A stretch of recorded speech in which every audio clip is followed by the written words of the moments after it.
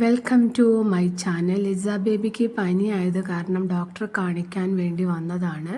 എന്താ ചെയ്യുക, അവിടെ അഡ്മിറ്റ് ചെയ്യേണ്ടി വന്നു പനി കൂടുതൽ കാരണം.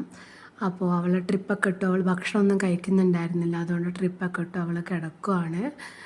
2026 ഞങ്ങൾക്ക് കിട്ടിയ 8ൻ്റെ പണി എന്ന് വേണമെങ്കിൽ പറയാം ഗായ്സ്. അപ്പോൾ 2 ദിവസം നമുക്ക് അവിടെ കിടക്കേണ്ടി വന്നു. 2 ദിവസം കഴിഞ്ഞ് ഞങ്ങൾ വീട്ടിലോട്ട് പോകാനുള്ള റെഡിയിലാണ്. അപ്പോൾ അവിടെ കയ്യിൽ സൂചി ഉണ്ടായിരുന്നു, അപ്പോൾ അതൊക്കെ സിസ്റ്റർ അയച്ച് മാറ്റുകയാണ്.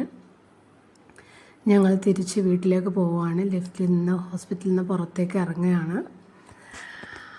അപ്പോൾ 3 ദിവസം കഴിഞ്ഞ് വീണ്ടും വന്ന് കാണിക്കാൻ പറഞ്ഞിട്ടുണ്ട്. 3 ദിവസം കഴിഞ്ഞ് ഡോക്ടറെ കാണിക്കേണ്ട ദിവസമാണിന്ന്. ഞാൻ നേരത്തെ എഴുന്നേറ്റു, ഫുഡിൻ്റെ പരിപാടികളൊക്കെ ആരംഭിച്ചു. ബ്രേക്ക്ഫാസ്റ്റൊക്കെ ഉണ്ടാക്കി ഈസൊക്കെ കഴിക്കാൻ കൊടുത്ത്. ഈസ ഇപ്പോൾ ഓക്കെയാണ്, വെരി ഗുഡാണ്, ഇപ്പോൾ ഒരു കുഴപ്പങ്ങളുമില്ല.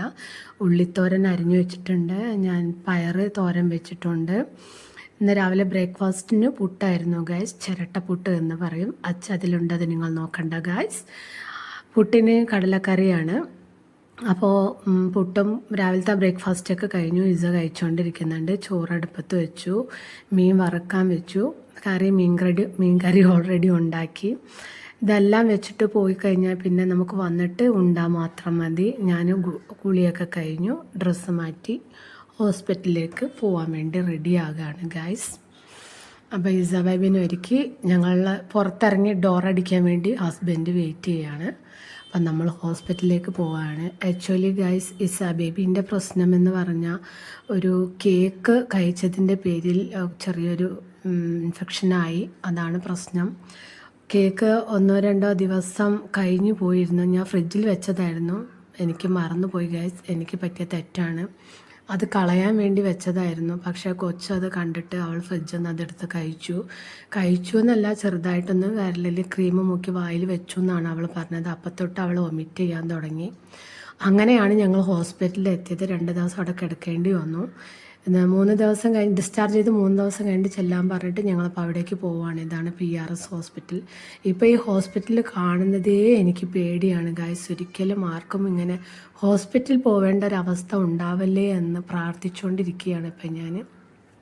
നിസ്സാരം ഒരു കേക്ക് കഴിച്ചതിൻ്റെ പേരിൽ ഒരുപാട് ദുഃഖങ്ങൾ സഹിക്കേണ്ടി വന്നു എനിക്ക്.